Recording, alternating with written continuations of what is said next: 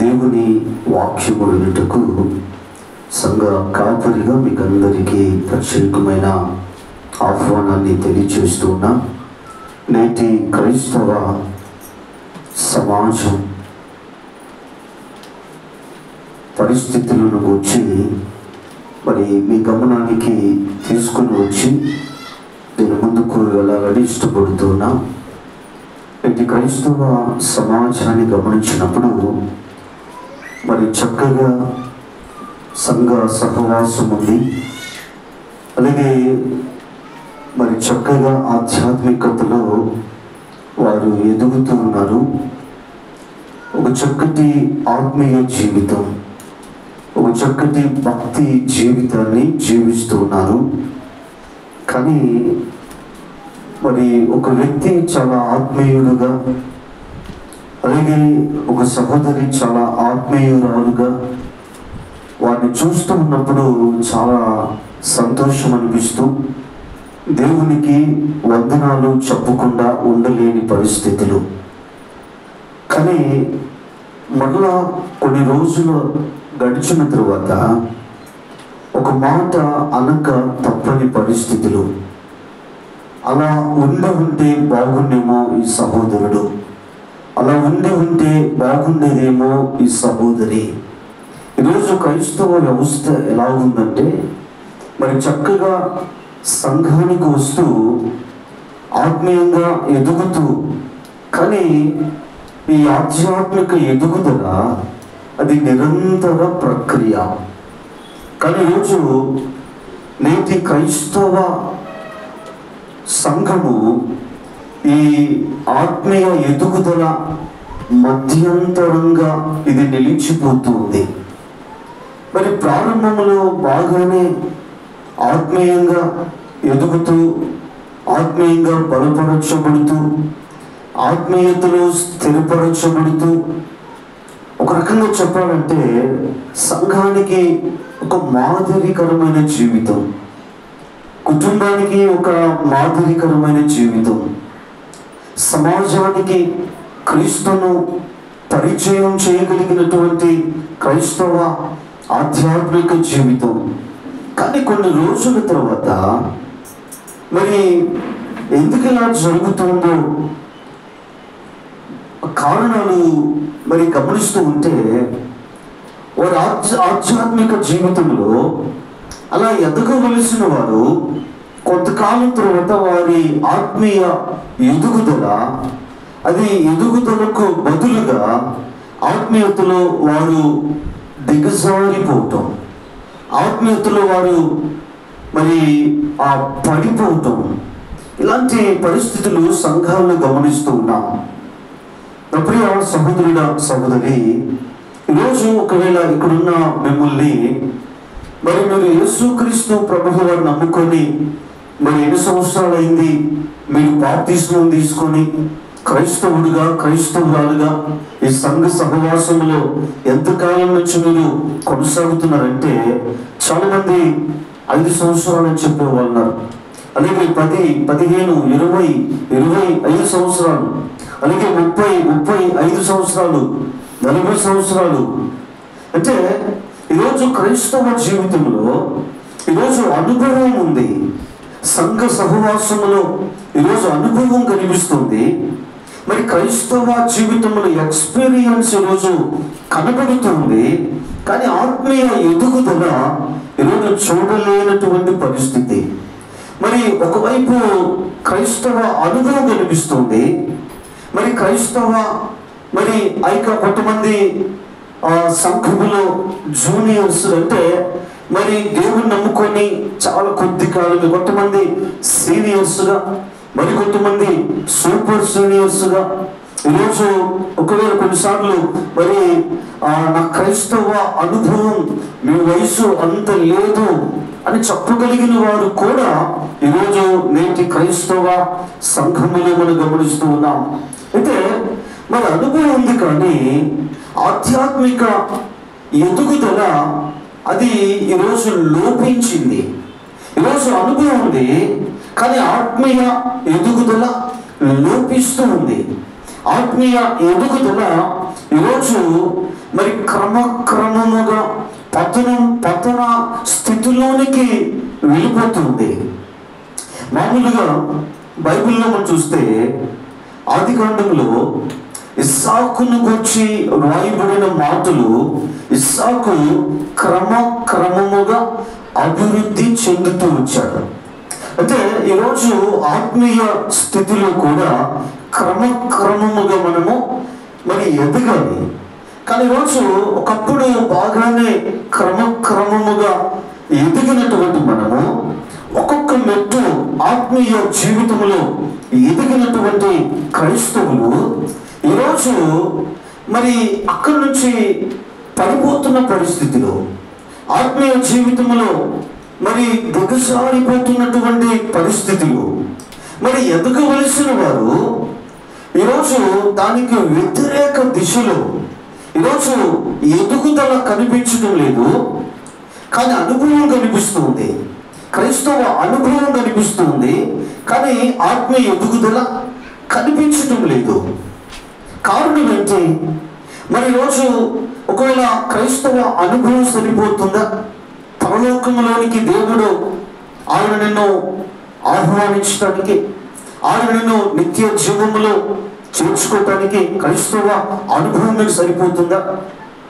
ఈరోజు ఒకసారి ఆలోచన చేద్దాం ప్రియ సహోదరుడ సహోదరి.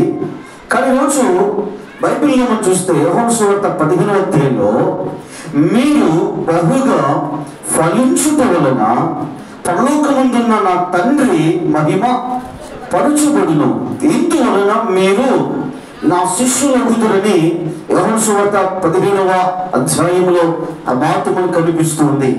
కాబట్టి మనం బహుగా ఫలించుట వలన పరలోకమందున్న తండ్రికి మహిమ, మరి ఫలించుట ఒకటి దేవునికి తండ్రికి మహిమ అయితే, మరొకటి ఏంటంటే ఇందువలన మీరు నా కుమారులు అనిపించుకుందురు అని దేవుని వాక్యము సెలవిస్తుంది.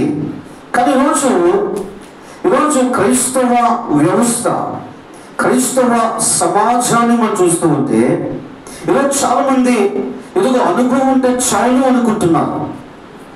మరి ఈరోజు ఒకవేళ భౌతికంగా ఒకవేళ మరి ఉద్యోగంలో నీకు అనుభవం ఉంటే, మరి నీకున్న అనుభవాన్ని బట్టి ఒకవేళ ప్రమోషన్ రావచ్చేమో, నీకున్న అనుభవాన్ని బట్టి బోనస్ రావచ్చేమో, నీకున్న అనుభవాన్ని బట్టి ఒక ఉన్నత స్థితిలోనికి వెళ్ళడానికి కూడా వీలు అవకాశములు ఎక్కువగా ఉండొచ్చు. కానీ క్రైస్తవ జీవితంలో, ఆత్మీయ జీవితంలో అనుభవము, మరి ఎలాంటి ప్రమోషన్ కానీ ఇలాంటివి ఏమి కూడా మరి అవి వీలు చేయలేవు. కాబట్టి ఈరోజు మరి అనుభవం కాదు, కానీ కావలసింది ఆధ్యాత్మిక ఎదుగుదల. కాబట్టి ఒకసారి ఆలోచించండి. ఒక ఉదాహరణ మీతో చెప్పి నేను ముందుకు వెళ్తా. మరి సమయంలో మొదటి గ్రంథంలో మనం చూస్తే అక్కడ యాజకుడైనటువంటి ఏలీ మనకు కనిపిస్తూ ఉన్నాడు. ఆయన వయసు మీద పడిన వాడుగా, వృద్ధుడిగా మనకు కనిపిస్తున్నాడు. అలాగే అక్కడ బాలుడైనటువంటి సమూయేలు కూడా మనకు కనబడుతూ ఉన్నాడు. 3వ అధ్యాయంలో మనము చూస్తూ ఉన్నాం. అక్కడ మరి ఇప్పుడు ఏలీకేమో అనుభవం కలిగిన యాజకుడు, సమూయేలేమో బాలుడు. ఆయన పాలు త్రాగుత మానినటువంటి అంత వయసు సమూయేలుది. మరి సమూయేలుతో దేవుడు మాట్లాడుతూ ఉంటే, మరి దేవుడు సమూయేలుతో మాట్లాడుతున్నాడు అన్న గ్రహింపు కూడా లేనటువంటి అంత మరి చిన్న వయసు సమూయేలుది. మరి ఇప్పుడు వాస్తవానికి దేవుడు ఇశ్రాయేలీయులను వచ్చి ఆయన మాట్లాడటానికి ఎవరితో మాట్లాడాలి? అనుభవం కలిగిన యాజకుడైన ఏలీతో మాట్లాడాలి. కానీ మరి ఇక్కడ దేవుడు సమూయేలుతో దేవుడు మాట్లాడుతూ మనము గమనిస్తూ ఉన్నాం. అంటే దేవునికి కావాల్సింది అనుభవం కాదు, కానీ ఈరోజు ఆత్మీయ జీవితాన్ని దేవుడు చూస్తూ ఉన్నాడు. దావీదు విషయంలో కూడా అక్కడ అనుభవం కలిగిన వారు ఉన్నారు, వారి అన్నులు. వారికి మరి యుద్ధంలో చాలా అనుభవం వరకు ఉంది. వారికి ఇదిగో మరి రాజనీతి బహుశా తెలిసి ఉండొచ్చు, రాజ్యముని పరిపాలించుటలో వారికి బహుశా అంత మరి జ్ఞానం బహుశా వారికి ఉండొచ్చు. కానీ దేవుడు మరి ఏ అనుభవము లేని మరి దావీదును దేవుడు రాజుగా సమూయేలు ప్రవక్త ద్వారా దేవుడు అభిషేకించడం మనం గమనిస్తూ ఉన్నాం. మరి ఉదాహరణగా మీతో 2 విషయాలు మీతో గమనానికి తీసుకుని వస్తున్నా. అంటే ఈరోజు చాలా మంది మరి నాకు అనుభవం ఉంది అని అనుకుంటూ ఉన్నాం. క్రైస్తవ జీవితంలో క్రైస్తవుడుగా క్రైస్తవురాలుగా, కానీ అనుభవము మరి దేవుని ఎదుట అది ఎందుకు ఉపయోగపడదు అనే సమయంలో మీ గమనానికి తీసుకొని వస్తూ ఉన్నాం. ఎందుకంటే మరి ఒకవేళ అనుభవం కలిగిన క్రైస్తవుడు కావచ్చు, ఈరోజు దేవుని నమ్ముకొని సంఘంలోకి వచ్చిన క్రైస్తవుడు కావచ్చు, ఇద్దరు కూడా దేవుని దృష్టికి వారిద్దరూ సమానులే. మరి దేవుడు అనుభవం కలిగిన వారిని ఒక విధంగా, మరి ఈరోజు కొత్తగా దేవుని నమ్ముకున్న వారిని మరొక విధంగా, అలా దేవుడు ఆయన దృష్టి పట్టుకులో అలా చూడడు. మనం చూస్తాం కదా, మరి ఈరోజు ఇదిగో వీళ్ళు కొత్తగా దేవుని నమ్ముకున్నారు కాబట్టి ఈరోజు ఒకసారి ఆలోచించేద్దాం. ఇలా ఈరోజు కొన్నిసార్లు మన అనుభవాన్ని చూసుకొని కొన్నిసార్లు విర్రవేగుతూ ఉంటాం. మన అనుభవాన్ని చూసుకొని కొన్నిసార్లు కొన్ని పదాలు వాడటానికి చాలా బాగుంటాయి. నా అనుభవం అంత లేదు, నీ వయసు. ప్రియ సంఘం ఈరోజు ఒకసారి ఆలోచన చేద్దాం. అయితే ఈరోజు దేవుని వాక్యములు మనము జాగ్రత్తగా గమనిస్తే, కానీ ఈరోజు దేవుడు అనుభవాన్ని దేవుడు చూడట్లేదు, కానీ ఆత్మీయతను దేవుడు ఆయన చూస్తున్నాడు. ఆయన కావాల్సింది ఏంటంటే ఆత్మీయత. మరి దావీదు వచ్చినప్పుడు దేవుడు అంటాడు, నేను కోరుకున్నవాడు ఇతడే. ఈరోజు ఒకసారి ఆలోచించేద్దాం నా ప్రియ సహోదరుడా సహోదరి. కాబట్టి ఈరోజు మరి అనుభవమా లేక ఆత్మీయ ఎదుగుదల, ఈ రెండింటిలో ఏది ప్రాముఖ్యము అంటే ఆత్మీయ ఎదుగుదల చాలా ప్రాముఖ్యమైనది. మరి ఆత్మీయ ఎదుగుదలకు మరి ఇలా ఈ సంవత్సరాలకు అంత మరి ఆ సంబంధం లేదు. మరి బైబిల్ ఏముందంటే మొదటివారు కడపటివారు కడపటివారంట. మరి ఇప్పుడు మొదటివారు ఎక్కడ, కడపటివారు ఎక్కడ? కడపటివారు వారి అనుభవం ఎంత, మరి వారి ఆధ్యాత్మిక అనుభవం ఎంత, వారి సంఘ సహవాసపు అనుభవం, మరి వారు ఎన్ని ప్రసంగాలు, ఎన్ని సందేశాలు, ఎన్ని ఇదిగో సువార్త సభలు, మరి ఎన్ని సెమినార్స్ సంఘంగా గమనించుదాం. కానీ వాక్యం ఏంటి? పరిశుద్ధాత్మ దేవుడు గ్రంథస్థం చేస్తూ మొదటివారు కడపటివారు అంటున్నాడు. కడపటివారు మొదటివారు. కాబట్టి ఈరోజు మొదటివారు, ఈరోజు నేటి క్రైస్తవ సమాజం మొదటివారు, నిన్న దేవుని నమ్ముకున్న ఈ మొదటి వారి మరి వారి యొక్క పరిస్థితి ఏంటో తెలుసా? వారు కడపటి వారుగా ఉన్నారు. బైబిల్లో మనం చూస్తే, బైబిల్లో అపోస్తలుడైన పౌలు గారిని గురించి, ఆయన అపోస్తలుడే, కానీ ఆయనకు ఏదైనా ఒక పేరు అపోస్తలుడికి ముందు ఒకవేళ చేర్చవలసి వస్తే కడమ అపోస్తలుడు. అపోస్తలుల వారిలో ఆయన కడపటివాడు. ఆయన చివరిగా అపోస్తలుడుగా ఎంచబడిన వాడు. కానీ మరి అపోస్తలులు అందరికంటే ఎక్కువ పరిచర్య చేసింది ఎవరో తెలుసా? పౌలు గారే. పౌలు అనగా అర్థము చిన్నవాడు, అర్థమేమో చిన్నవాడే, కానీ ఆయన పరిచర్య చాలా గొప్ప పరిచర్య, చాలా అద్భుతమైన పరిచర్య అపోస్తలుడైన పౌలు గారు చేశారు. సంఘ స్థాపకుడైన, సంఘాన్ని స్థాపించిన వ్యక్తి. మరి బైబిల్లో మనం చూస్తే చివరిలో ఆ మ్యాప్ మనకు కనిపిస్తుంది. అపోస్తలుడైన పౌలు గారు సంచరించిన ప్రదేశాలు మనకు కనిపిస్తూ ఉన్నాయి. ఆయన సంచరించిన అన్ని ప్రదేశాలు, ఆయన ఎదుగో సువార్త ప్రకటించిన స్థలాలు, ఆయన స్థాపించిన సంఘాలు ఎవరు కూడా పౌలు గారితో సమమైన అపోస్తులు మిగతా వారు అంతగా పోల్చలేరు. ప్రియ సంఘం ఈరోజు ఒకసారి ఆలోచించేద్దాం. కడమ అపోస్తులుడు మరి మొదటి అపోస్తుల కంటే గొప్ప పరిచర్య పౌలు గారు చేయగలిగారు. కాబట్టి ఇక్కడ మరి అపోస్తులు యేసుక్రీస్తు ప్రభులు వారితో 3.5 సంవత్సర పరిచర్య ఆ అనుభవం వారికి ఉంది. పౌలు గారికి అనుభవం లేదు. కానీ వాళ్ళ దగ్గర విని నేర్చుకున్నాడు.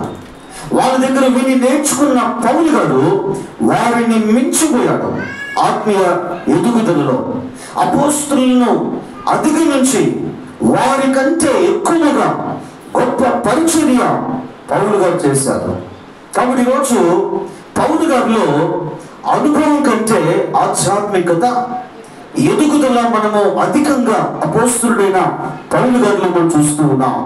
ఎందుకు ఈ మాటలు మీ గమనానికి తీసుకొని వస్తూ ఉన్నానంటే, ఈరోజు నేటి క్రైస్తవ సమాజం, నేటి క్రైస్తవ వ్యవస్థ ఈరోజు అనుభవం ఉంది, కానీ ఈరోజు ఆత్మీయ ఎదుగుదల లేదు.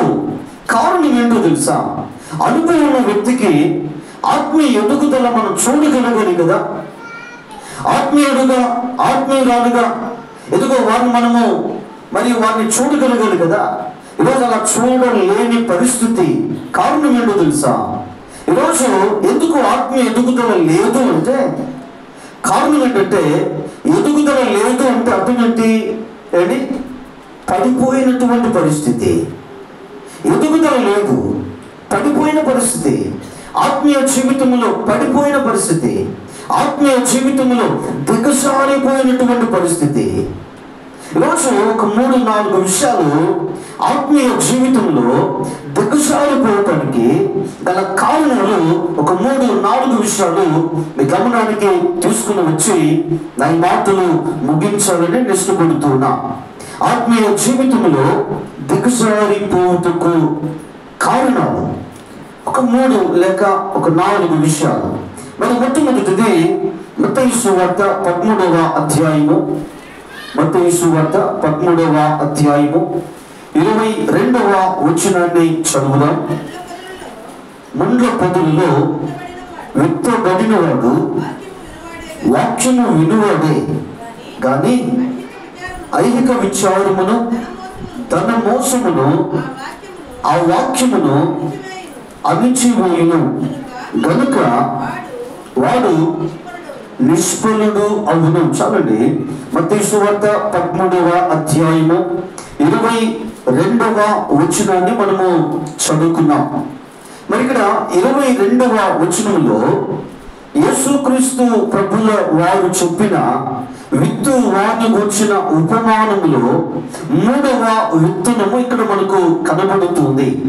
ఈ 3వ విత్తనము ఇది ముండ్ల పొదలలో విత్తబడినట్లుగా దేవుని వాక్యము సెలవిస్తుంది.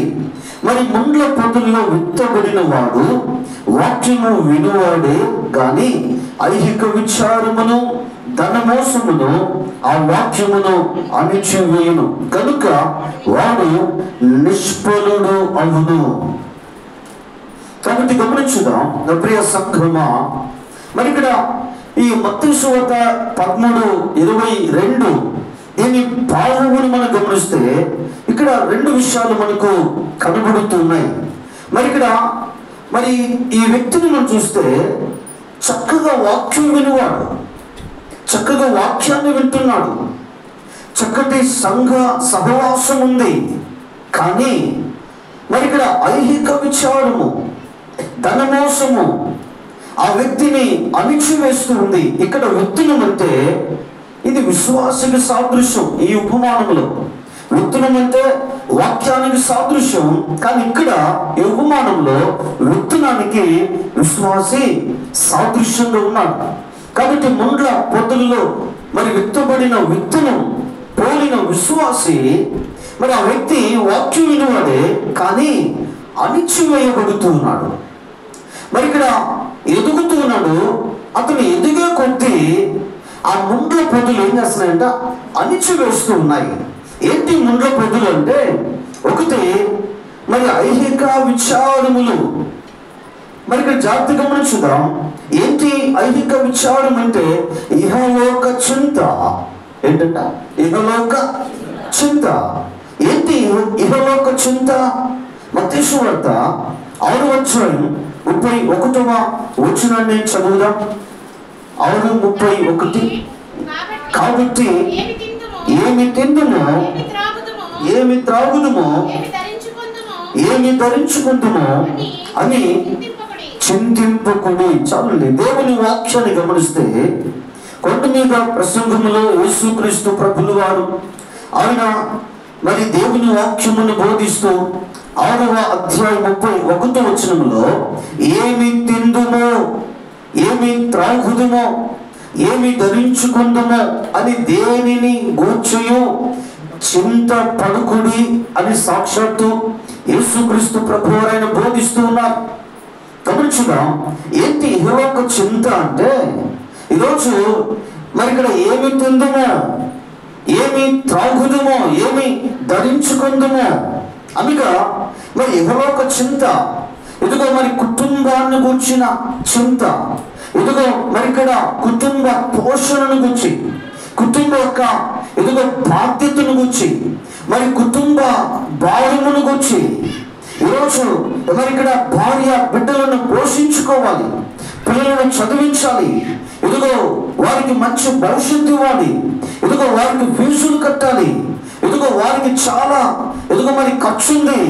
అలా కుటుంబాన్ని మరి పోషించాలంటే అదంత ఆషామాషి కాదు. మరి కుటుంబాన్ని పోషించాలంటే చాలా మరి కష్టమైనది. కాబట్టి ఇలాంటి పరిస్థితుల్లో ఈరోజు ఇహలోక చింతలో ఈరోజు నువ్వు చింతిస్తూ ఉన్నావు. నువ్వు క్రైస్తవురాలివే, సంఘములో సహవాసములో సాగుతున్న వారే, వాక్యము విలువరే, కానీ ఇహలోక చింత నిన్ను ఆత్మీయ జీవితంలో ఎదగనివ్వకుండా అణిచివేస్తూ ఉంది. ఈరోజు నా ప్రియ సంఘంలో గమనించుదాం. ఈరోజు చాలా మంది ఈరోజు క్రైస్తవ కుటుంబాలు, చాలా కుటుంబాలు ఈరోజున ఎదుగు మరి ఇక్కడ ఈరోజు కుటుంబాన్ని గురించిన చింత, పోషణ ఎలా ఏంటి? ఆదివారం తప్పనిసరిగా సంఘానికి హాజరు కావాలని ఇదిగో సంఘ కాపుని బోధిస్తూ ఉన్నాడు. మరి ఆదివారం ఇదిగో మరి సంఘానికి వెళ్తే అలా నా కుటుంబం ఇదిగో మరి పస్తులు ఉంటుందేమో, నా కుటుంబం ఒకవేళ ఇదిగో నేను సంఘానికి ఇదిగో మరి వెళ్తే నా కుటుంబ పోషణ ఎలా, ఇదిగో ఫీజులు ఎలా కట్టాలి? ప్రియ సంఘం ఈరోజు ఆలోచించేద్దాం. ఈరోజు ఇదిగో మరి పనికి వెళ్ళకపోతే ఎలా, పనికి వెళ్ళి సంపాదించకపోతే ఎలా, కుటుంబం ఎలా గడవాలి? పాస్టర్ గారి కంటే పని బాట లేదు కాబట్టి ఇదిగో వాళ్ళు ఎన్నైనా చెప్తారు అండి. ఈరోజు మేము పని చేసుకోవాలి, మా కుటుంబాన్ని పోషించుకోవాలి. ఇదే ఇహలోక చింత నిన్ను ఆత్మీయంగా ఎదగనివ్వకుండా నేను అణిచివేస్తూ ఉంది. ప్రియ సంఘం ఈరోజు ఒకసారి ఆలోచించేద్దాం. దేవుని వాక్యంలో చూస్తున్నాం. ఈరోజు ఇదిగో మరి ఈ దీన్ని కూర్చిన చింత ఈరోజున నిన్ను మరి వాక్యం వింటున్నావు కానీ నేను ఆత్మీయ జీవితంలో ఎదగనివ్వక అణిచివేస్తుంది. నేను కొంతమందిని ఎరుగుతును అన్ని రోజులు ప్రార్థన లేని రోజులన్నీ కూడా చక్కగా ఎదుగు మరి ఇక్కడ వారికి ఉన్న సమయం వారు చక్కగా డ్యూటీలో ఉంటారు. ప్రార్థన ఉంది అంటే ఆ రోజు ఓటీ చేస్తారు. ప్రార్థన ఉంది అన్న రోజే, మిగతా రోజులే ఉండవు. ఈరోజు ప్రార్థన ఉంది అంటే ఈరోజు ఓటీ, ఓవర్ టైం.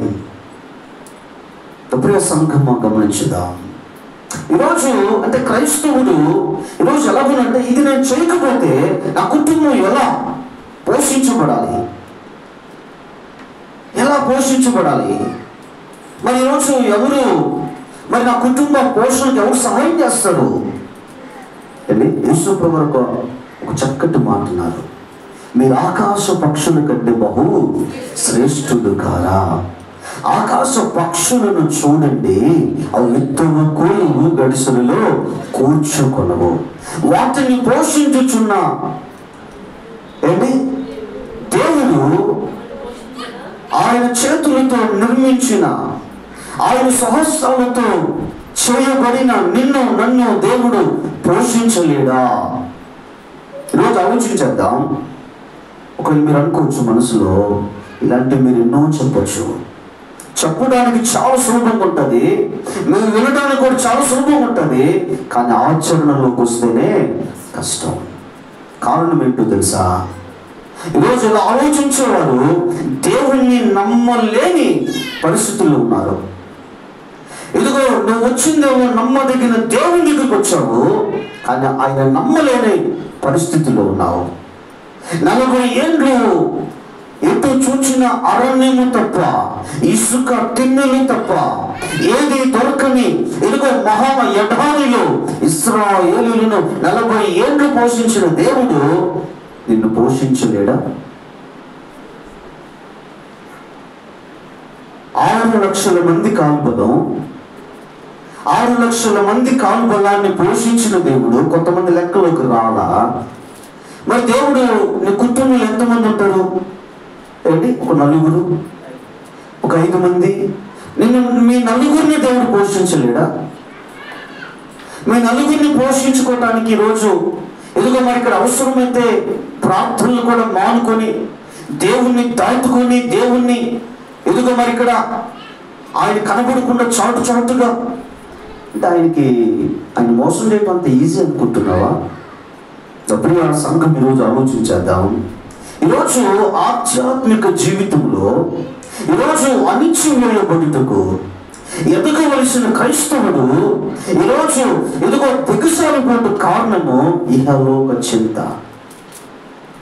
నువ్వు అనుకుంటావు, నేనే కష్టపడాలా, నేనే రెక్కలు ముక్కలు చేసి ఇదిగో నేనే కష్టపడితే కన్నా కుటుంబం పోషించబడదు. నీ కష్టార్జితమును దీవించే దేవుడున్నాడు. మరిచావేమో సహోదరుడా, సహోదరి. యేసుక్రీస్తు ప్రభులు వారు అరణ్యములో ఉంటే ఇదిగో అక్కడ మీటింగ్ అయిపోయింది. యేసు ప్రభు అంటున్నాడు, వారికి భోజనం పెట్టి పంపించానంటే, ప్రభా ఏమీ లేవు. ఆంద్రియా వచ్చాడు. ఆంద్రియా వచ్చి ఒక మాట అన్నాడు, ఈ చిన్న వాని దగ్గర ఎన్నంట 5 రొట్టెలు 2 చేపలు ఉన్నాయి. ఆంద్రియాకు యేసు ప్రభుకి అసలు ఆ మాట చెప్పాలి అని అసలు ఆ సాహసం ఎలా చేశాడు ఆయన? మరి అక్కడ ఉన్నదేమో చాలా వేల మంది అక్కడ ఉన్నాడు. యేసు ప్రభువేమో భోజనం పెట్టండి అంటున్నాడు. ఆంద్రియా ఏమో అక్కడ చిన్నవాడి దగ్గర ఆ ఉన్న 5 రొట్టెలు 2 చేపలు చూసి నేరుగా గబగబా బోధకుడి దగ్గరికి వెళ్ళి బోధకుడు చెప్తున్నాడు, ప్రభా బోధకుడు ఆ చిన్నవాడి దగ్గర 5 రొట్టెలు 2 చేపలు ఉన్నాయి, అయినను ఇవి ఇంతమందికి ఎలా? పర్వాలేదు, ఇవి ఉన్నాయి కదా, చాలు, అవి నా చేతికి ఇవ్వు. యేసు ప్రభువు ఆయన చేతుల్లోకి తీసుకున్నాడు. తండ్రికి కృతజ్ఞతాస్తుతులు చెల్లించి విరిచి శిష్యులకు ఇచ్చాడు. వడ్డించండి అన్నాడు. 5,000 మంది తృప్తిగా తిన్నారు, స్త్రీలు పిల్లలు కాక. అండి, ఈరోజు ఆ కొంచెముని విరిచి కృతజ్ఞతలు చెల్లించి విరిచి సమృద్ధిగా తృప్తిగా వారు భోజనము చేయుటకు సమర్థుడైన దేవుణ్ణి కదా నువ్వు ఈరోజు నమ్ముకున్నది, ఆరాధిస్తున్నది, వెంబడిస్తున్నది. ఇంకా ఎందుకు సందేహం? ఇంకా ఎందుకు సంశయం? ఇంకా ఎందుకు ఇదిగో ఇహలోక చింతలో ఎందుకు చింతిస్తూ ఉన్నావు? ఆర్థిక పరిస్థితులను గురించి, కుటుంబాన్ని గురించి, బిడ్డలను గురించి ప్రియ సంఘమా ఆలోచించేద్దాం. కొన్నిసార్లు మనకి ఏదో అవసరం ఉంటుంది, రేపు మనకు అవసరం అంటే ఈ రోజు దాకా 1 రూపాయి ఉండదు, కానీ రేపు అవసరం తీరిపోద్ది. అది దేవుడు ఎలా సహాయం చేస్తాడో, ఎవరిని దేవుడు ఏర్పాటు చేస్తాడో మనకు తెలియదు. ఎందుకంటే ఆయన కార్యాలు ఆశ్చర్యాలు. ప్రియ సంఘమా, ఈ మాట మరి కొంతమంది అనుభవించిన వారికి తెలుసు ఆ అనుభవం ఏంటో. అలాంటి సందర్భంలో వాళ్ళని గట్టిగా పట్టుకుని ఆగలేరు, ఎగిరి గంతు లేకుండా ఆగలేరు వాళ్ళు. ప్రియ సంఘం, ఈరోజు ఒకసారి ఆలోచించేద్దాం. ఇలాంటి అనుభవాలు మీ అందరి జీవితాల్లో ఉన్నాయి, నా జీవితంలో కూడా ఉన్నాయి. కాబట్టి ఈరోజు ఒకసారి ఆలోచించేద్దాం. 2 విషయాల మీద చెప్తాను. అందులోని మొదటి దాంట్లో, రెండవది ఏంటంటే ధన ఆశ. మొదటిదేమో ఇహలోక చింత, రెండవది ధన ఆశ. ధన ఆశ, ధన వ్యామోహం ఈరోజు నేను ఆత్మీయంగా ఎదగవలసిన నువ్వు ఎదగనివ్వకుండా అనిచ్చి వేస్తాను.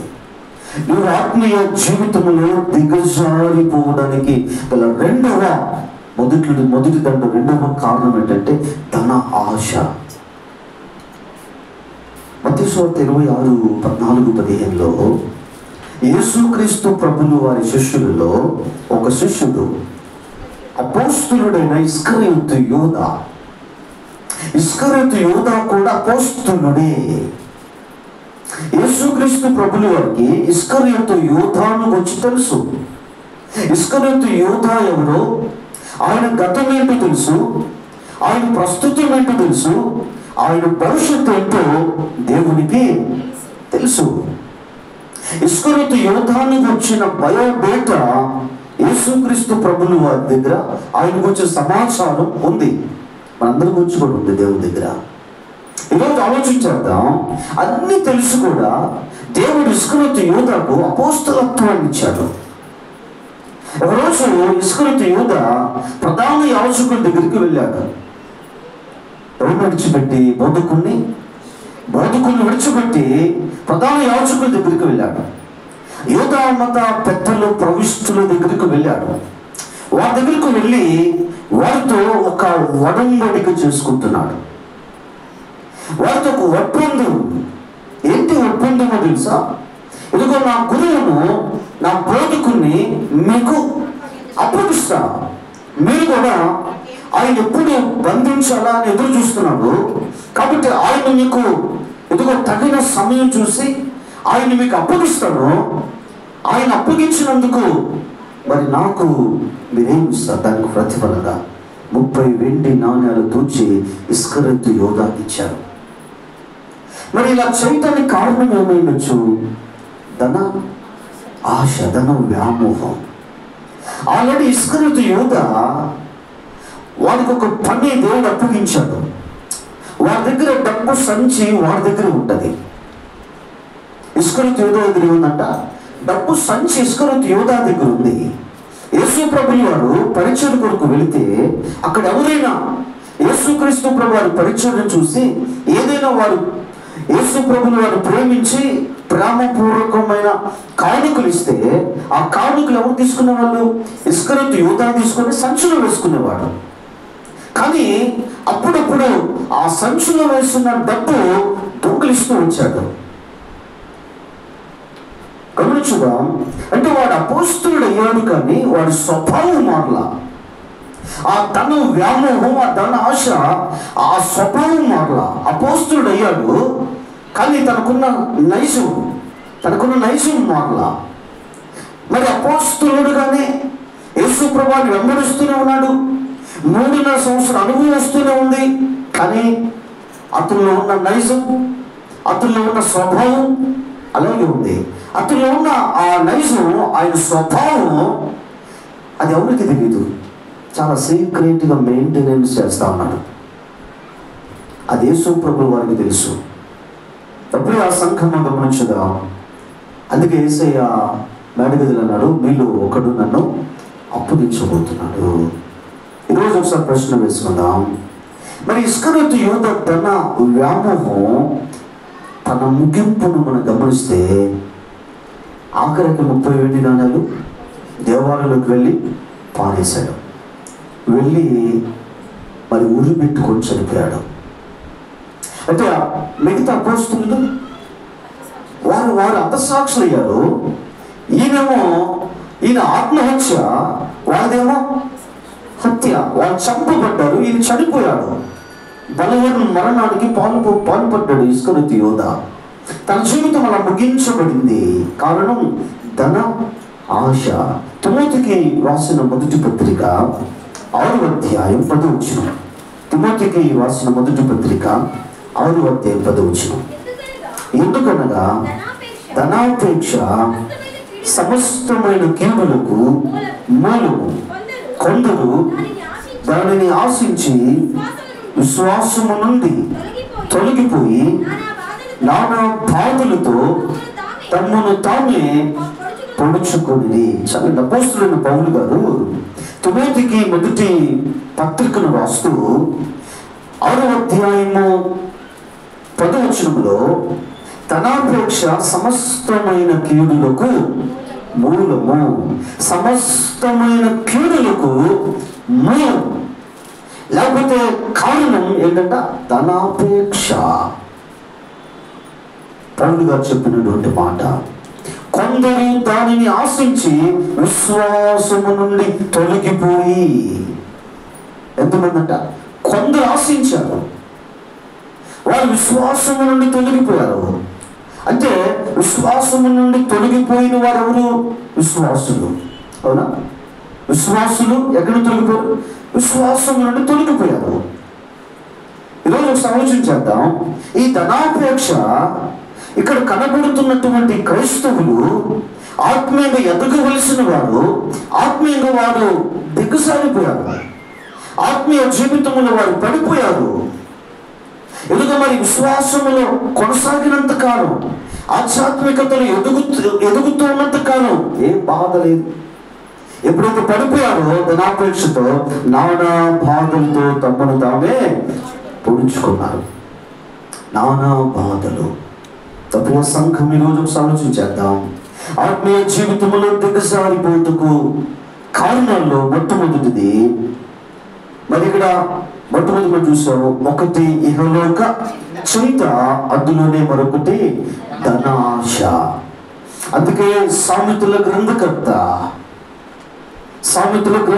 సొలొమోను రాజుగారు సామెతల గ్రంథమును ఆయన గ్రంథస్థం చేస్తూ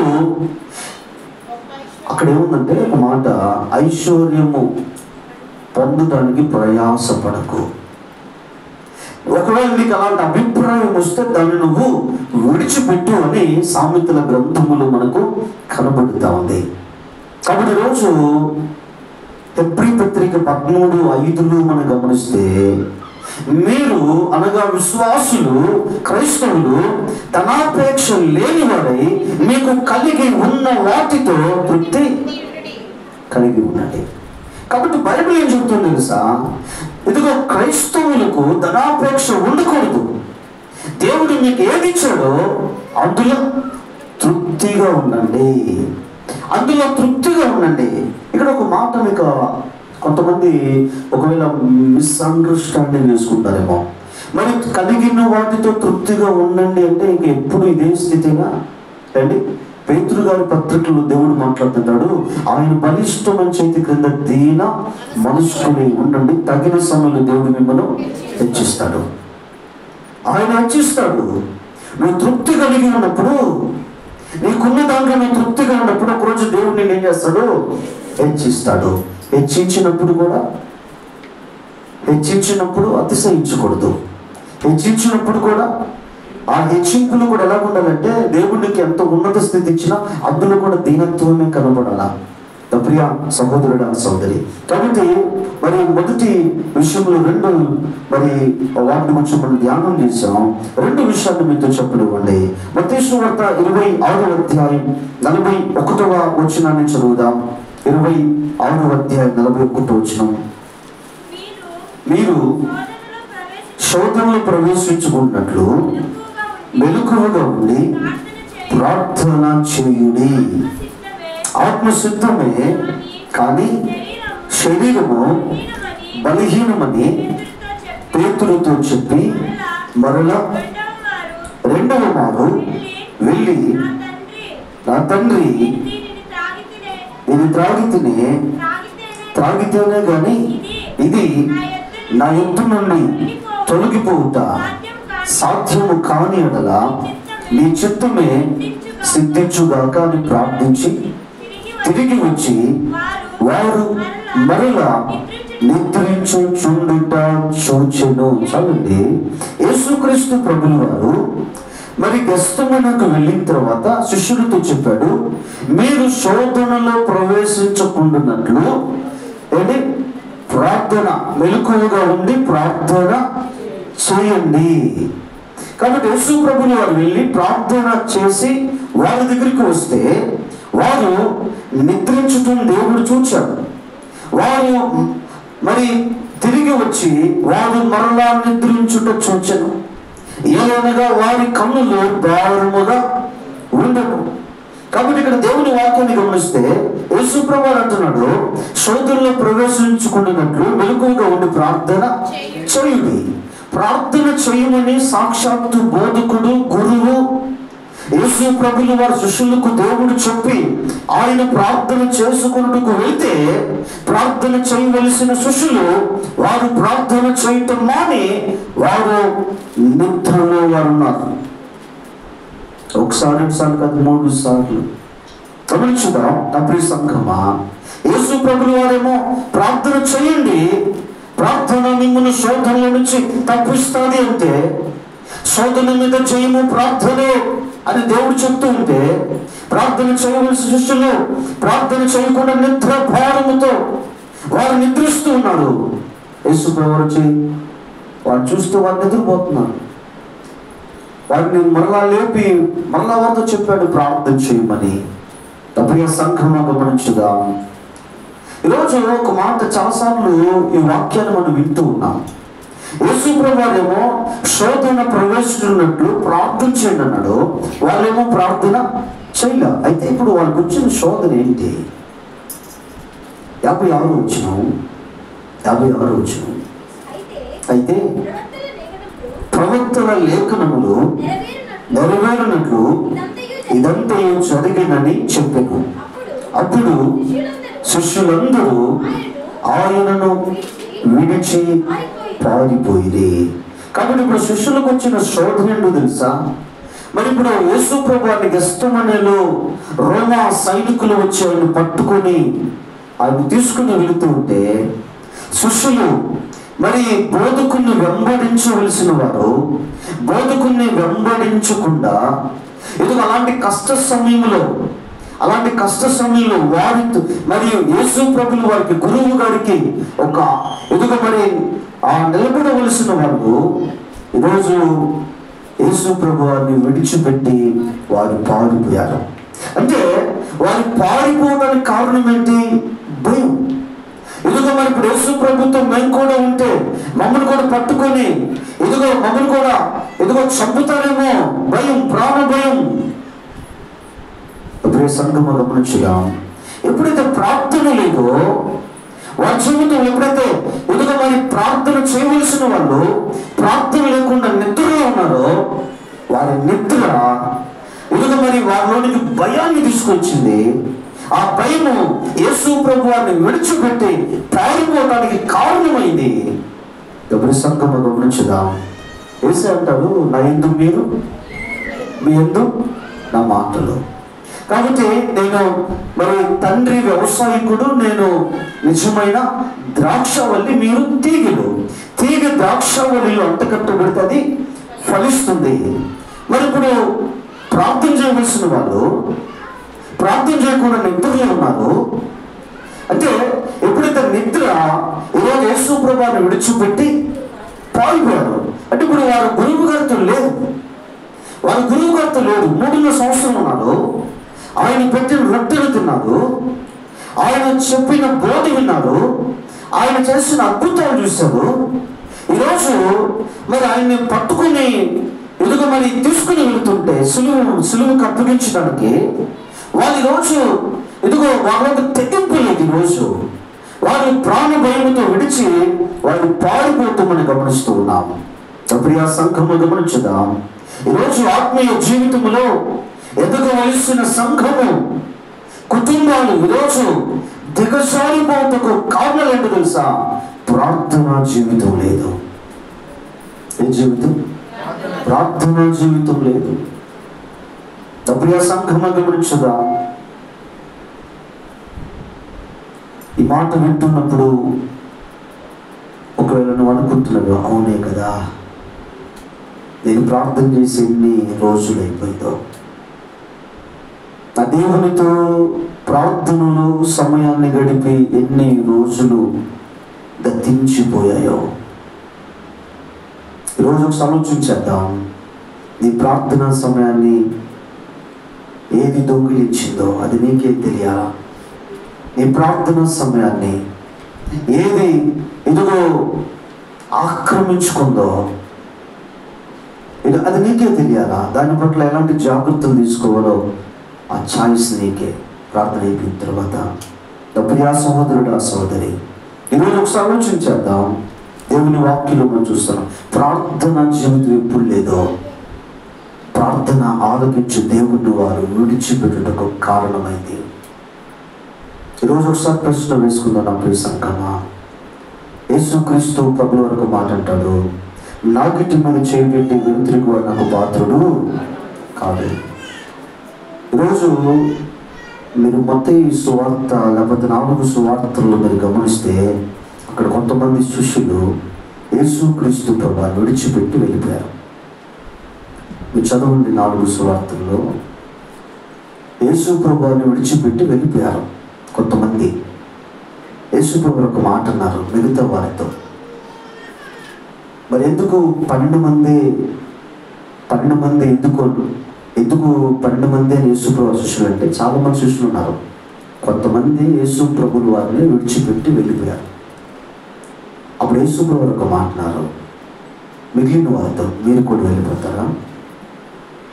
మీరు కూడా వెళ్ళిపోతారంటే, లేదు ప్రభువా, నువ్వు పరలోకం నుంచి వచ్చిన ఇదిగో నిత్య జీవానికి కారకుడివి. మరి నువ్వే నిత్య జీవమయ్యా, నిన్ను గురించి మేము వెళ్తాం. ప్రియ సంఘమా గమనించుదాం. మరి కొంతమంది యేసు ప్రభువుని విడిచిపెట్టి వెళ్ళిపోయారు. మిగతా వారిని కూడా వెళ్తారంటే, లేదు మేము మీతో ఉంటాం. యేసు ప్రభువుల వారితో కూడా ఉన్న అపోస్తులు గొప్ప పరిచయం చేశారు. ఈరోజు పరలోక రాజ్యంలో వారి కొరకు 12 సింహాసనాలు వేయబడ్డాయి.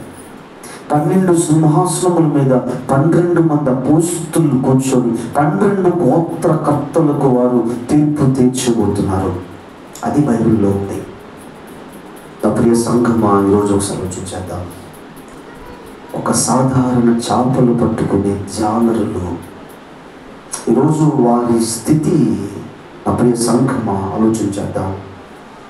ఈరోజు ఒకసారి ప్రశ్న వేసుకుందాం పేరా. కాబట్టి ప్రార్థన నేను ఆత్మీయ ఎదుగుదలకు కారణమైతే ప్రార్థన లేమి ఈరోజు అది లేదు ఇది లేదు అనుకుంటున్నావే, ప్రార్థన లేదు. దీన్ని గురించిన చింత, దీన్ని గురించిన దిగులు, దీన్ని గురించినటువంటి దుఃఖం, దేని గురించో ఆరోగ్యం లేదని బాధపడుతున్నావే, డబ్బు లేదని బాధపడుతున్నావే, మంచి ఇల్లు లేదని బాధపడుతున్నావే, ఇదిగో మంచి ఉద్యోగం లేదని బాధపడుతున్నావే, ఇదిగో దేని గురించో లేదు అని బాధపడుతున్న ఈరోజు ప్రార్థన జీవితం లేదు. దాని గురించిన చింత నీకుంది. ఈరోజు యేసు ప్రభుల వారే ఇదిగో ప్రార్థన చెయ్యండి అంటే ఆయన మాటను బేఖాతారు చేసి ఈరోజు ప్రార్థన మాని. నా ప్రియ సంఘం ఈరోజు ఒకసారి ఆలోచించేద్దాం. సమయంలో 1 గ్రంథం 12:23 అంటాడు, నేను ప్రార్థన చేయటం మానుట పాపం అని సమయంలో అంటున్నాడు. ప్రార్థన చేయుట మానుట ఏంటంట? పాపం. ఈరోజు ఎవరైతే ప్రార్థన చేయటం మానివేశారో, ప్రార్థన చేయటం మానివేసిన వారు ఏం చేస్తున్నారు? పాపం. కానీ వాళ్ళు సంఘములు ఎవరు? క్రైస్తవులుగా చలామణిలో ఉన్నారు.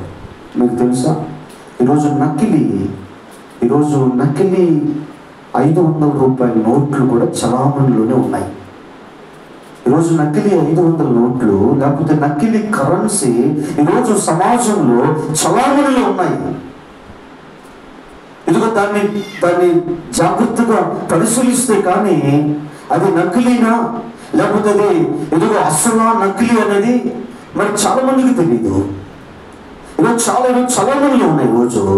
అలాగే ఈరోజు క్రైస్తవ లోకం కూడా ఎలాగుందంటే ఈరోజు నకిలీ అసలు ఇద్దరు చలామణిలో ఉన్నారు, వ్యాలిడిటీలో ఉన్నారు. ఈరోజు ప్రియ సంఘమా ఈరోజు ఆలోచించేద్దాం.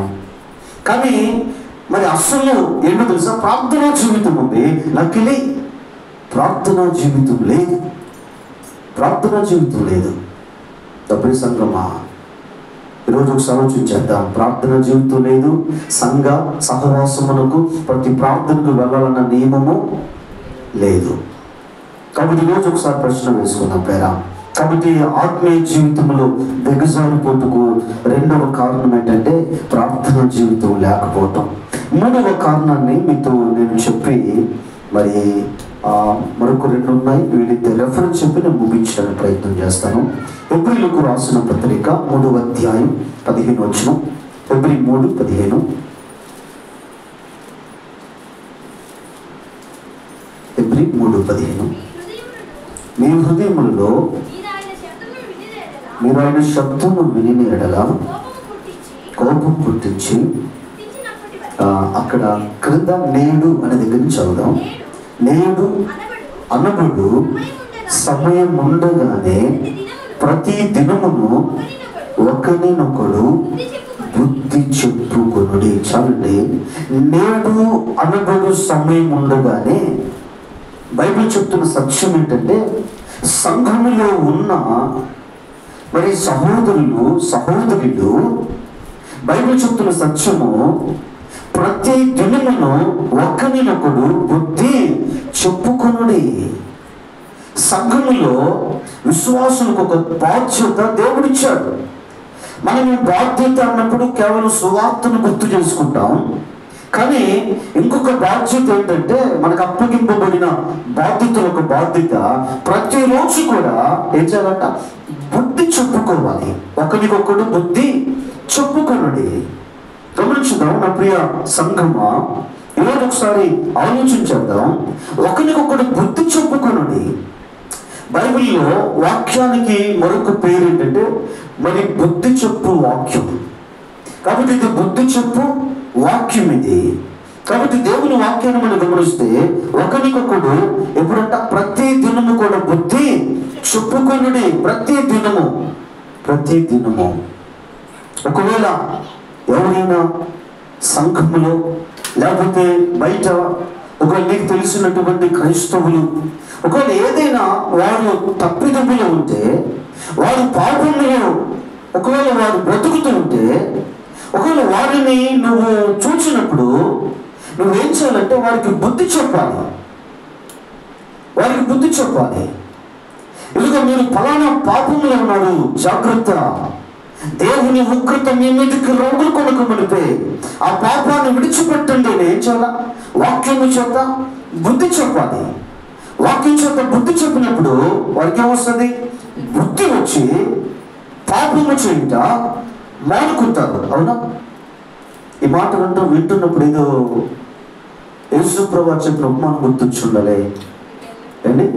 లూకా 15వ అధ్యాయంలో చిన్న కుమారుడికి ఏమొచ్చింది?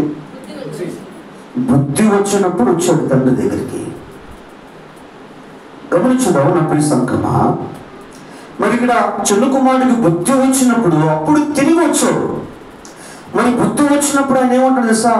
పరలోకమందున్న తండ్రికి, ఎదుగో తండ్రి, నీకు పరలోకమందున్న తండ్రికి విరోధముగా నేను పాపం చేశాను. బుద్ధి వచ్చినప్పుడు ఆయన చెప్తున్న మాటలు ఇప్పుడు తిరిగి తండ్రి దగ్గరికి వస్తూ ఉన్నాడు. లూకా 15వ అధ్యాయంలో ఆ మాటలు మనకు కనబడుతూ ఉన్నాయి. కాబట్టి ఇప్పుడు చిన్న కుమారుడికి బుద్ధి రాకపోతే తండ్రి దగ్గరికి వచ్చేవాడా? ఆయనలోనికి ఎదుగో తండ్రి నీ దృష్టికి, పరలోకమందున్న ఎదుగో దేవుని దృష్టికి విరోధంగా పాపం చేశాను, ఎదుగో నేను చేసింది పాపం అని తనను అలాంటి అనుభవంలోకి వచ్చేవాడా? బుద్ధి రాకపోతే. ప్రియ సంఘమా గమనించుదాం. పందుల దగ్గరికి వెళ్ళిన తర్వాత అక్కడ బుద్ధి వచ్చింది ఆయనకి. కాబట్టి రోజు ఒకసారి ప్రశ్న మనం వేసుకుందాం. కాబట్టి చిన్న కుమారుడికి బుద్ధి చెప్పడానికి అక్కడ ఎవరు కూడా లేదు. మరి ఈరోజు సంఘంలో చాలా మంది ఉన్నాం. ఈరోజు కుటుంబంలో చాలా మంది ఈరోజు కుటుంబ సభ్యులు ఉన్నాం.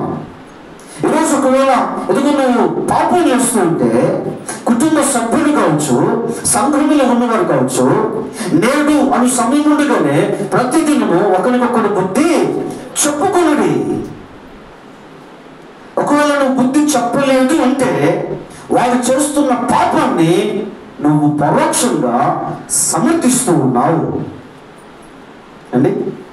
అంటే వారు నాశనం అయిపోవటం నీకు ఇష్టమే, వారు పతనం అయిపోవటం నీకు ఇష్టమే, వారు పరలోకాన్ని పోగొట్టుకుని నిత్య నరకానికి వెళ్ళిపోతావు నీకు అంతే. దాని అర్థం నువ్వు గద్దించకపోతే, నువ్వు బుద్ధి చెప్పలేదు అంటే దాని అర్థం అదే.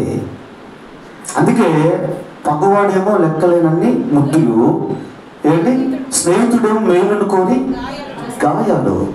నువ్వు బుద్ధి చెప్తే ఎదుగు మరి ఇక్కడ నువ్వు బుద్ధి చెప్తున్నప్పుడు ఆ మాట కొంచెం కట్టుగా ఉండొచ్చు, ఆ మాట నిజమే వారి హృదయాన్ని గాయపరచవచ్చు, కానీ దానివల్ల మేలు జరుగుతుంది. డబ్బులు సంగమా కొన్నిసార్లు బ్లడ్ గ్రూప్ మ్యాచ్ అయినట్టు కొంతమందికి మరి కొన్ని మ్యాచ్ అవుతూ ఉంటాయి. ఒకవేళ మరి సంఘానికి వస్తూ ఒకవేళ పొగ త్రాగే అలవాటు ఉంది అని అనుకుంటే, ఒకవేళ క్రైస్తవ్యాన్ని చేస్తూ ఆ పొగ త్రాగే అలవాటు మానలేకపోతే, ఒకవేళ అదే సంఘంలో ఇంకొక వ్యక్తి కూడా అదే అలవాటు ఉంటే, ఒకవేళ ఈ వ్యక్తి ఆయన పొగ త్రాగుతున్నప్పుడు చూచాడు, కానీ ఈ వ్యక్తి అతనికి ఏం చేయాలంటే బుద్ధి చెప్పాలి, కానీ బుద్ధి చెప్పట్లా. ఎందుకు? బ్లడ్ గ్రూప్ మ్యాచ్ అయినట్టు వీరిద్దరి పాపం అయిపోయింది, మ్యాచ్ అయిపోయింది. కాబట్టి మ్యాచ్ అయిపోయింది కాబట్టి మన ఇద్దరు సేమ్ టు సేమ్. ఇద్దరం బైబిల్ పట్టుకుందాం, చక్కగా బాయ్ అనుకుంటూ సంఘానికి వెళ్దాం, ప్రార్థన అయిపోయిన తర్వాత చక్కగా ఇంటికి వెళ్ళిపోదాం. అండి నువ్వు పొగ త్రాగటం మానద్దు, నేను పొగ త్రాగటం మానద్దు. మన ఇద్దరికి తెలిసిన సంగతి ఇంకెవరికి తెలియకూడదు. ప్రియ సంఘమా గమనించుదాం. కాబట్టి ఈరోజు అంటే బుద్ధి చెప్పవలసిన వాళ్ళు బుద్ధి చెప్పటానికి బదులుగా సమర్థించుకుంటున్నారు. ఈ సమర్థత ఎలా ఉంటుందంటే, వీళ్ళు ఇంకొక బైబిల్ రాస్తారు, వీళ్ళు చాలా గొప్పలు. బైబిల్లో ఆల్రెడీ ఒక బైబిల్ ఉంది, ఇక్కడ వీళ్ళు ఇంకొక బైబిల్ రాస్తారు, కొన్ని వచ్చిన వాళ్ళు రాస్తారు ఎక్స్ట్రా. ఇది పెద్ద పాపం కాదు, అది పెద్ద పాపం కాదు, అది పాపంలోకి చేర్చబడదు అండి. అద్భుతమైన వాళ్ళు ఈరోజు క్రైస్తవ వ్యవస్థలో ఉన్నారు. నా ప్రియ సంఘమా గమనించుదాం. ఈ మధ్య నేను ఒక వీడియో చూశాను, బహుశా వైజాగ్లోనూ ఎక్కడో తనకి ఒక సహోదరి ఒక సన్మాన సభ, అది 66 గ్రంథాలను ఆమె చేతితో రాసింది. మామూలుగా ఇదేమో ప్రింటెడ్, ఆవిడ 66 గ్రంథాలు చేతితో రాసి ఒక బైబిల్ తయారు చేసింది. దానికి ఒక సన్మాన సభ అంటే ఈ బైబిల్లో ఉన్నది ఏదో చూసి అదే రాసింది, కానీ ఈరోజు ఇందులో లేనిది రాస్తున్నారు. ఇందులో లేనిది రాసి, మీకు తెలుసో లేదో, ఇందులో లేనిది రాసే వారి బంధువులు బైబిల్లో ఉన్నారు. ఇందులో లేనిది రాస్తున్నారే, మీ బంధువులు బైబిల్లో ఉన్నారు. వాళ్ళు ఎవరో తెలుసా? శాస్త్రులు, పరిసయ్యులు. వాళ్ళు ఎవరంటే ఇదిగో మరి ఇక్కడ వాళ్ళు మనుషులు కల్పించిన పద్ధతులు దైవోపదేశంలోనే బోధిస్తారంట. మత్తయి సువార్తలో మనకు కనిపిస్తుంది ఏంటంట, మనుషులు కల్పించిన పద్ధతులు, ఇది దైవోపదేశం. రాత్రే దేవుడు నాతో మాట్లాడాడు, రాత్రే దేవుడు కలలో నాతో మాట్లాడాడు, రాత్రే దేవుడు నాకు దర్శనం ఇచ్చాడు. నిద్ర లేచి దొంగ ఏడుపు ఏడుస్తా సంఘం ఎదుట అద్భుతమైన సాక్ష్యం. ప్రియ సంఘము ఆలోచన చేద్దాం. కాబట్టి ఈరోజు కొంతమంది కొన్ని రాసేసుకొని, ఇంకొంతమంది అద్భుతమైన వాళ్ళు ఉన్నారు. బైబిల్ ఏముందో తెలియదు, కానీ ఇది పెద్ద పాపం కాదు, ఉంది బైబిల్లో ఉందంటారు. ఎక్కడుంది మరి? ఎక్కడుందో వాళ్ళని అడగండి సరే చెప్తే. బైబిల్లో ఉందంటారు, ఎక్కడుందో మరి ఏంటి అంటే వీళ్ళు బైబిల్ చదవరు, బైబిల్ గురించిన అవగాహన లేదు, కానీ చక్కగా బైబిల్ వాడుకొని మరి బైబిల్లో కూడా ఉంది, అలా చేయొచ్చు. ఈ మధ్య కొంతమంది వాస్తు బైబిల్లో ఉందన్నారు, వాస్తు కూడా బైబిల్లో. మరి వాళ్ళు ఎక్కడ బైబిల్ ఎలా చదివారో, వాళ్ళకి ఎక్కడ వాస్తు కనిపించిందో మనకు అర్థం కాదా. కాబట్టి ఇలాంటి అద్భుతమైన వాళ్ళు ఈరోజు క్రైస్తవ వ్యవస్థలో ఉన్నారు. కాబట్టి ఇలాంటి వారు ఉండటం సంఘానికి ప్రమాదం. జాగ్రత్తగా గమనించుదాం.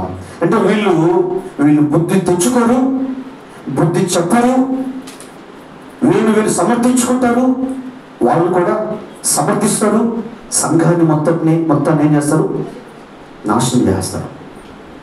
తప్పగా సంఘం ఈరోజు ఒకసారి ఆలోచించేద్దాం. కాబట్టి ఈరోజు బాప్తిసం ఇచ్చే యోహాను గారు హేరోదు రాజు దగ్గరికి వెళ్ళాడు. హేరోదు రాజు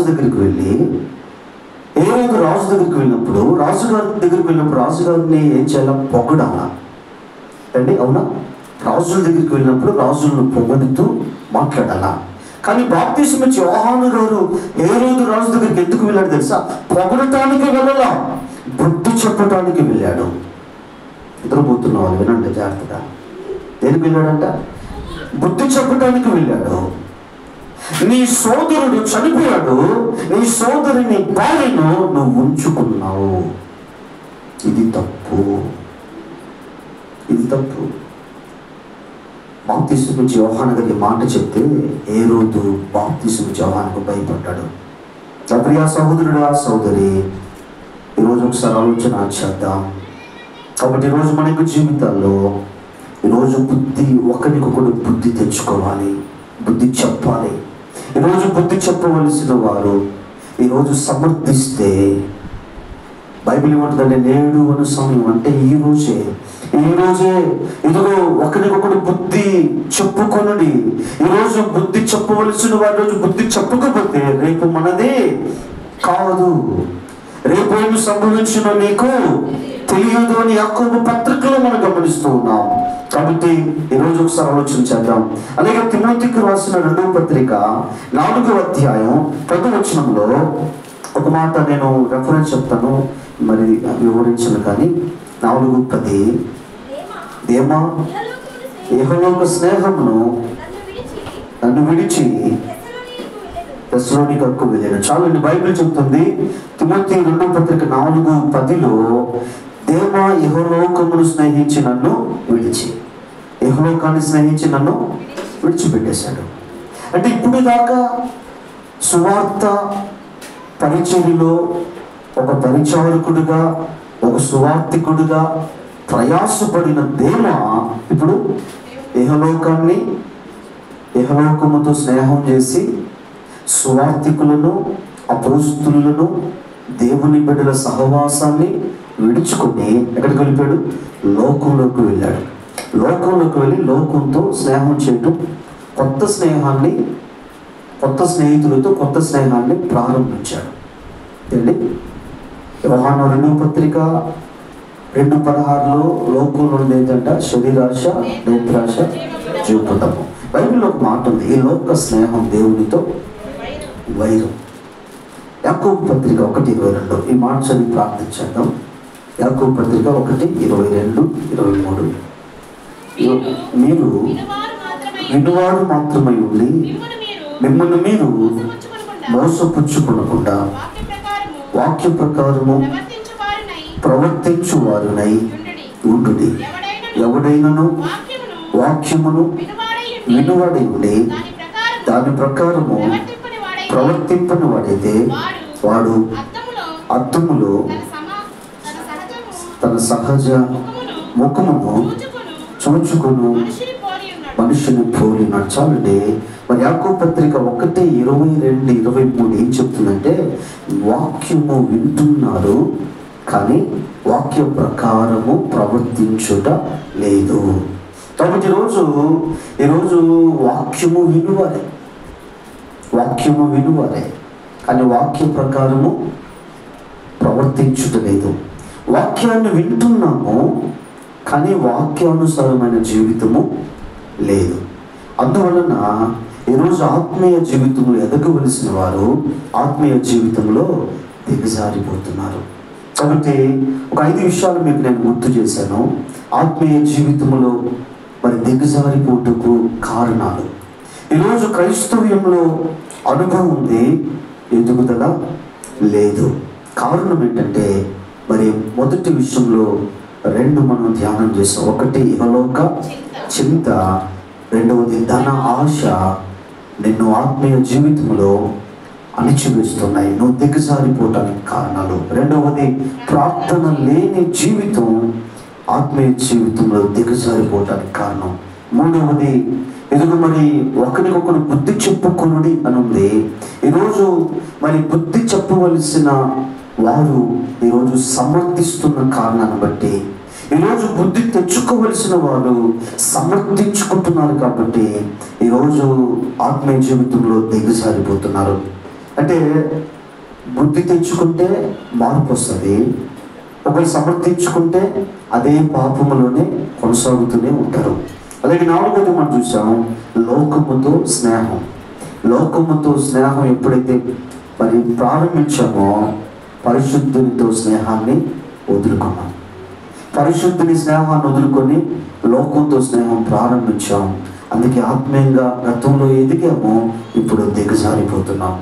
మరి వాక్యం వింటున్నాము కానీ వాక్య ప్రకారము ప్రవర్తించటలేదు. అందుకే ఈరోజు ఆత్మీయ జీవితంలో దిగజారిపోతున్నాం.